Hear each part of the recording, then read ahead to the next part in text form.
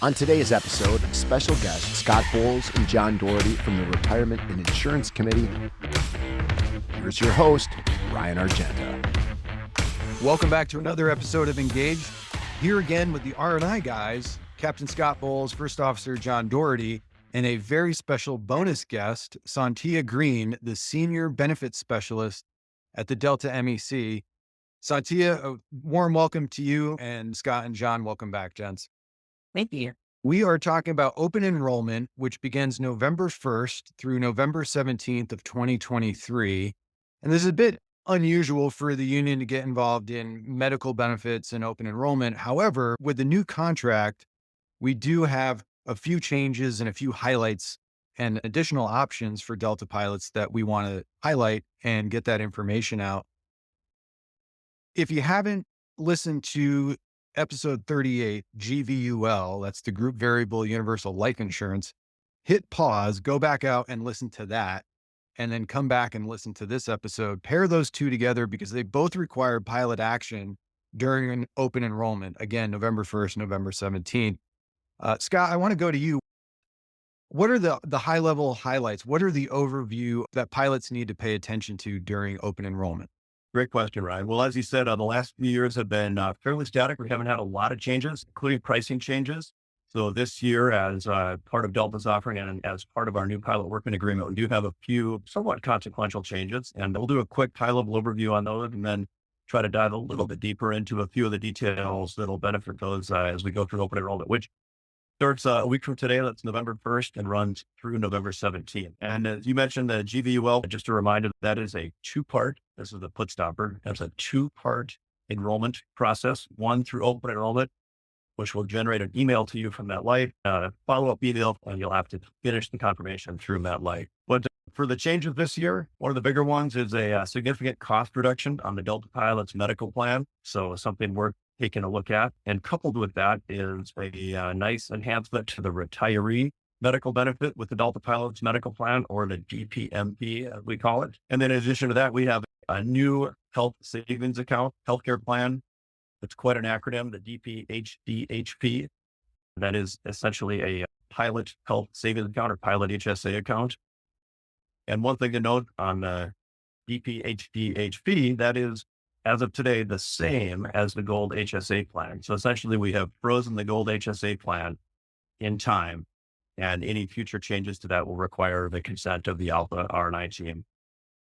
So changes on the Delta Pilot's medical plan dental option, which is now available as a standalone option for pilots, regardless of which healthcare plan they choose. Yeah, that's pretty good. So would you say that as far as looking at the plans that we're used to through United Healthcare, say the Silver HSA, the Gold HSA, you can refer to those documents that United Healthcare puts out, and that Delta, I think, does a very good job putting that information out. You can go online. We'll link that to the description of the podcast. You also get the flyers, the brochure in the mail. So you can refer to that for that side of the house. Tell me more about the DPMP and especially perhaps the retiree part. Well, the DPMP this year, due to the contract, we negotiated a lower percentage that we paid, and we also negotiated how they costed it. And in essence, it lowered our premiums by 33%. The other plans are up about 4% this year. They had been static, so it makes it much more cost competitive both in the industry and at Delta as far as costing for the active people on the DPMP. Along with that, there's always been retiree medical at Delta. Just most pilots retire at 65. It was where the subsidy kicked in. The subsidy only applied for pilots when their age was between 60 and 65. There was no subsidy for younger spouses. All medical benefits in the Delta when you reach Medicare eligibility age, currently 65.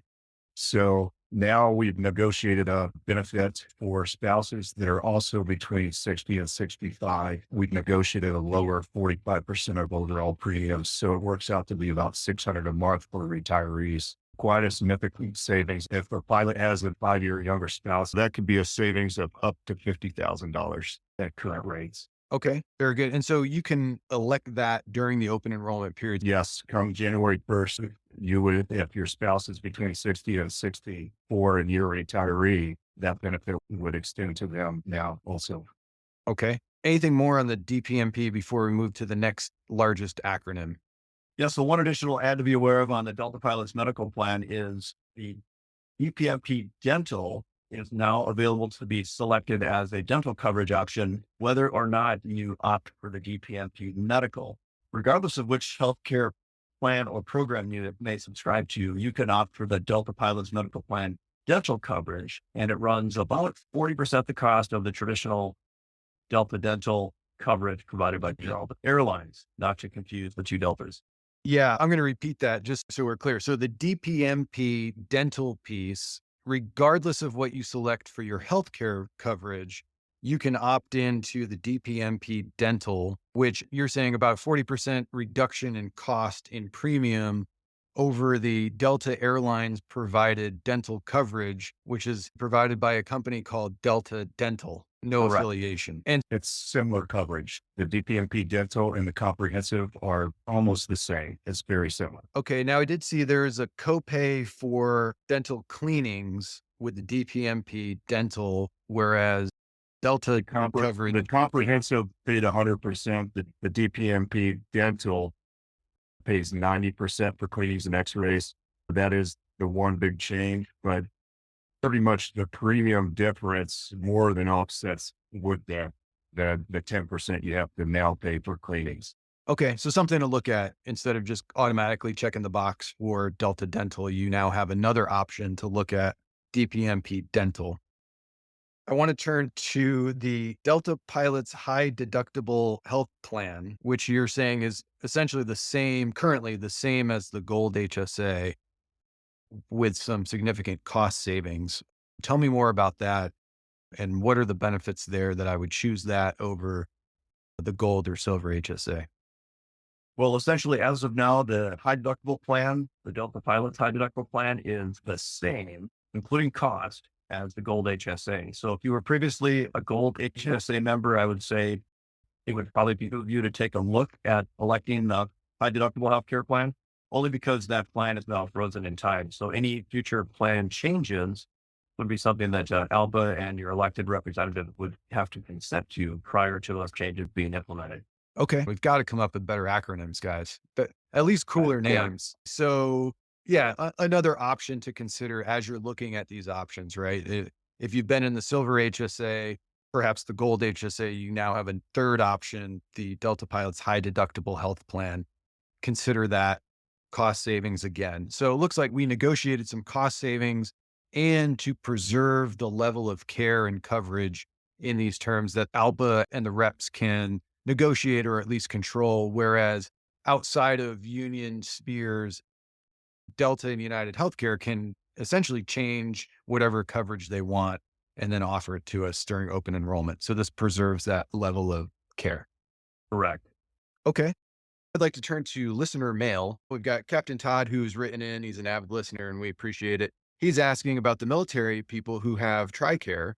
Are TRICARE participants eligible to enroll in any of the HSA plans available to Delta pilots? TRICARE participants are not eligible to enroll in any of the health savings accounts. If you're eligible for TRICARE, but for whatever reason you decline TRICARE coverage, you could then sign up for one of the health savings accounts. But most choose to participate in TRICARE because it is a excellent level of coverage. Okay, very good. A few changes. Looks like they've changed to CVS Caremark. We can jump on the change from OptumRx to the Caremark by CVS. Yeah, how does that affect Delta pilots or does it at all? It does. In fact, switching from what is OptumRx this year in 2023 to the CVS Caremark program next year will actually give all Delta employees a greater choice. And it will bring us back to even having options such as Walgreens, which was something we had a few years ago and then not allowed to go the last couple of years on the plan for a pharmacy. We had a couple people inquire. They were upset that we were switching to CVS. They didn't understand it was a pharmacy benefit manager. So it's CVS Caremark. It's not CVS Pharmacy. It includes CVS pharmacy, but it also includes a lot of other options. I think JD was pressing a test and Costco was in there and a few others. So Dwayne Reed, some national brands. I follow the QR code on the Delta provided materials, and within my zip code, there are maybe 30 pharmacies that were now in network. Yeah, I just want to highlight this is how the R&I guys spend their free time for your benefit. And we appreciate it because now I don't have to do that. So better understood that CVS Caremark really is just a brand name for a wide swath of pharmacies, doesn't necessarily change up your preferred prescription provider. Correct. Thus far, it should only enhance the benefits as opposed to reduce the benefit. Okay, so it looks like there's a couple other changes. The gold and silver deductibles have increased along with the premiums. What's the deal with that? So the deductibles on the gold, the silver, and also the Delta Pilots health savings account are all IRS mandated minimums. So those are IRS requirements that those deductibles went out. There was a small premium increase on those plans. As it relates to the Delta Health rewards, those dollars have stayed the same for 2024. So, for example, for a family, you can earn up to $2,400, and that would be eligible for your health savings account that would accompany either the gold, the silver, or the Delta Pilots health savings account. The HSA plans by law are not allowed on things such as the DPMP or the copay plan. That might be an important distinction, right? So the Delta Health rewards are available for any of the HSA plans, gold, silver, or the new Delta Pilots high deductible healthcare plan. By law, they are not allowed. Those being the health savings account dollars, Delta Health rewards are not allowed to be contributed to a Delta Pilots medical plan, the DPMP, or the copay plan. Okay, that makes sense. If it has some sort of HSA attached to it, then the rewards can go.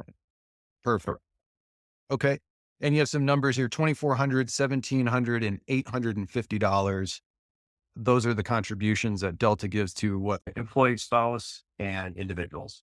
This would be a reminder right now that to receive your Delta Health rewards for 2024, you have to complete 2 out of the 3 items on the ShareCare app, both you and your spouse, if you have one, to receive your Delta Health rewards for 2024 by the end of this year. Good plug. I got to remember to do that. So I want to turn to you, Sontia, because you're the expert. You are literally the ALPA expert on all of these plans and all of benefits for pilots. So that's a plug. When you call 1-800-USA-ALPA, just ask for Sontia Green and she'll help you navigate all of these. You can also ask for the Retirement and Insurance Committee. They will also help you. But if I'm unfurling this brochure of information to select a health plan, again, open enrollment November 1st to the 17th, Sontia, give me some of the meat of each of these plans to help me maybe get some information to decide or make a good decision. Sure. So I'll go ahead and give you a highlight of all of the available plans. I'll start with the high deductible health plans. We have the introduction of the contractual new Delta Pilots HDHP, and it is essentially the same plan as the gold as it is today, but it is a contractual plan. But that plan design is exactly the same as the gold plan. So when we talk about our high deductible health plans, you're going to pay higher deductibles in those plans, but you also have a health savings account feature that allows you to set aside pre-tax dollars that can be used for qualified medical expenses. With that, the company contributes into your HSA through Delta Health Rewards. So, and it's a good way to save for your medical and also set aside some money for retirement. Those are popular plans, and as it stands today, the Gold HSA is the top choice chosen by the pilot group. So that is the default plan. With this new contractual plan into play, things could change, but for several years, it's been the Gold HSA as the top choice chosen by the pilot group. The difference between the Gold and the HSA plan is really the deductibles. With your Gold HSA, you have an aggregate deductible, so everyone in the family is meeting towards that deductible, whereas on your Silver HSA, it is an embedded deductible, so each person has to meet a part of the deductible until they move to coinsurance. So that's really the differences between those plans. If you need assistance with your choices, you can feel free to reach out to our team. We're happy to help in any way that we can. So that's the HSA, just kind of quick and in a nutshell. It's the most popular plan because it has that HS feature attached to it, which is not available on any of the other plans. Okay, so I just want to clarify. So this is a new plan, new contractual plan that is coming with our new contract, and it's an option for pilots who can elect. It's the Delta Pilots High-Deductible Health Plan, and that is essentially freezing what is currently the Gold HSA in perpetuity. So if the company changes or United Healthcare changes any details of the Gold HSA, the Delta Pilots High-Deductible Health Plan is preserved as we know it, the Gold HSA today. That is correct. The biggest benefit is the fact that the company won't be able to make changes to that plan without the permission of ALPA first, without getting their consent. So they can make changes or certain changes to all of the account-based plans, but with our contractual plan, there are some things that can't be changed without the permission of ALPA. Okay. So it's essentially a preservation of that level of care. Yes, correct. All right. All right. So let's talk about the copay plan. The copay plan is going to be an option for someone that is looking for a simple plan. They really don't want any surprises with their billing. So once they've met their deductible, and the deductibles are lower on this plan, once the deductibles are met on your copay plan, you're just going to pay a copay for most services. And two of the highlights that stand out on this plan is if you are someone that goes to see your primary care physician quite often, there's no charge for those visits after deductibles been met. And another big one is outpatient mental health services. There is no charge for office visits as long as you're using an in-network provider. So those are probably the two standouts on that plan. If you do happen to step out of network, when you're using the copay option, you are going to be subject to a 40% co-insurance. So again, it's a simple plan that allows really no surprise billing for the users. So now when we talk about our Delta Pilots medical plan, the DPMP, that's a contractual plan. And this is another plan that offers your lower deductibles. It has a $350 deductible per person and $700 for family. So this plan actually offers the lowest deductible on all of the plan offerings. And you're going to have tiered copays for your drugs. And with this plan, one of the biggest features is the ability to go in and out of network and accumulate towards the same deductible and coinsurance. So with all of the other plans, if you step out of network, you're going to have a separate deductible and coinsurance accumulation for your out of network claims, which is double the in-network. But for the DPMP, you're accumulating towards that same deductible and coinsurance. Also, with the DPMP, your out-of-network coinsurance is 30%, and with the other plans, it is 40%. So that's something else to make note. I would like to say that on all of the plan offerings, whether it's the HSA or whether it is the copay option or DPMP, when you are going in for preventive services and you're using an in-network provider, those are covered at 100%, not subject to deductible or coinsurance, just as long as you're using an in-network provider. But along with that, if you go use an out-of-network provider for your preventive services, there is no coverage. So I do want to make note of that so that you are very cautious when you are going in for your preventive services, if at all possible, to use an in-network provider. And on all these plans, there are maximum deductibles. Once you reach your deductible, then you're provided 100% insurance, right? That is correct. So each plan does have out-of-pocket maximum. So what I would encourage you to do is to take a look at the account-based health plan comparison chart, and it gives you a side-by-side comparison of all of the available plans. It shows the deductibles, the coinsurance, as well as the out-of-pocket maximum. Once you've met your deductible and then you've gone into your coinsurance, then that's been met, your services are covered at 100% for the rest of the year. So there's no charge after you've met the out-of-pocket. One thing I would like to make note of is the prescription drug lists are subject to change twice a year. And I would encourage you, if you have prescriptions, to make sure you're going out to look at the 2024 prescription drug list, which are located on DeltaNet.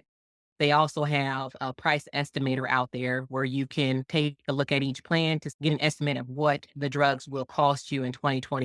Another thing to note is not all drugs are covered the same on all of the plans. There are some plans that may have certain drugs covered and it may not be covered on another plan. So it'll be wise to take a look at either, if you're going to look at the HSA plans, check one of those out and then also check out the DPMP. One that I like to make note of is the GLP-1 medications that are used to treat diabetes currently, such as your Ozempic and Mounjaro. Those we've gotten a few calls on those throughout the year, and there was no coverage available unless you meet certain criteria. And a pre-authorization is required for those drugs specifically, and diabetes being one of the criteria. There is a prescription Wegovy that is also a GLP-1 that is used to regulate blood sugars and is used specifically for weight loss, that is covered under the DPMP, but not covered on the other plans. So I'm only mentioning this is because we've received quite a few calls regarding those medications and not being covered under the plan, even with the pre-authorization. Well, if you were trying to get a prescription for Wegovy, it would not have been covered on the HSA plans, but it is covered under the Delta Pilot's medical plan. Again, there's a certain BMI that needs to be met, but that is an option to get this drug covered, and it is a $30 copay there. So that's just kind of an example of how important it is to just take a look at the prescription drug list during open enrollment to see if you have certain drugs that maybe aren't covered on one plan, but could be covered on another plan. All right. Great detail to know. Thanks for pointing that out. I just like you all to know that for those of you that currently are enrolled in the insurance and you've had maybe some issues with UMR, that we hear your complaints loud and clear. We receive your calls, your darts, and we know that there are some concerns. Some of you are experiencing some problems with your UMR. I just want to let you know we hear you loud and clear. There are certain things, though, that are not under our control.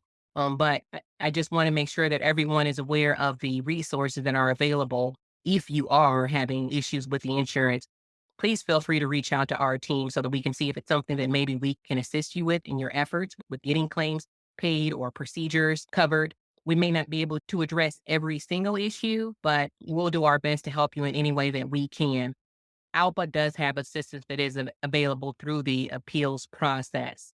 We would just need a $1,000 threshold. So if the claim is over $1,000 and you have submitted an appeal, it's been denied, you sent a second level of appeal and that's been denied, that's when ALPA can step in and we can review the information. And if it qualifies to move forward, we'll assign one of our attorneys and they will prepare the letter to the independent review organization, which is the IRO.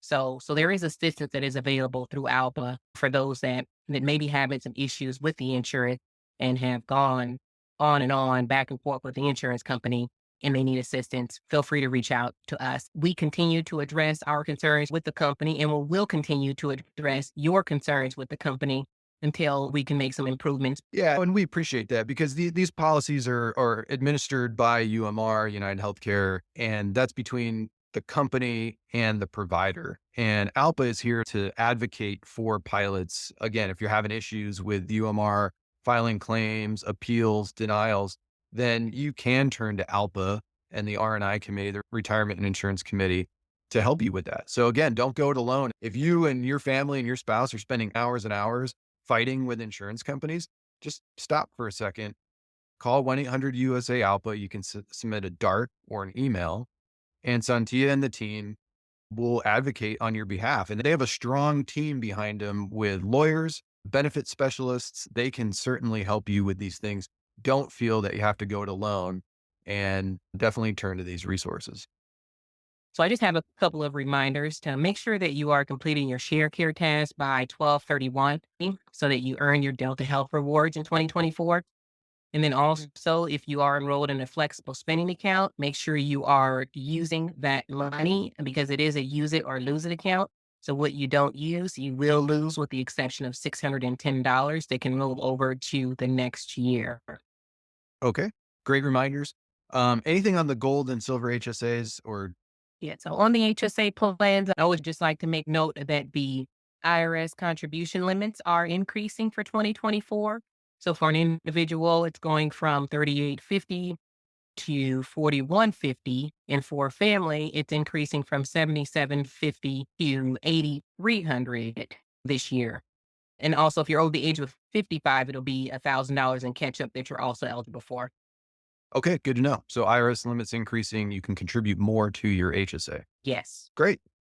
And then another reminder is, if you decide to enroll in the GBUL this year, there's a 2-part process. And you have to complete both parts. Otherwise, you're going to default back to the current basic life policy. There was also a podcast that was released on the GBUL. Great plug. Thank you.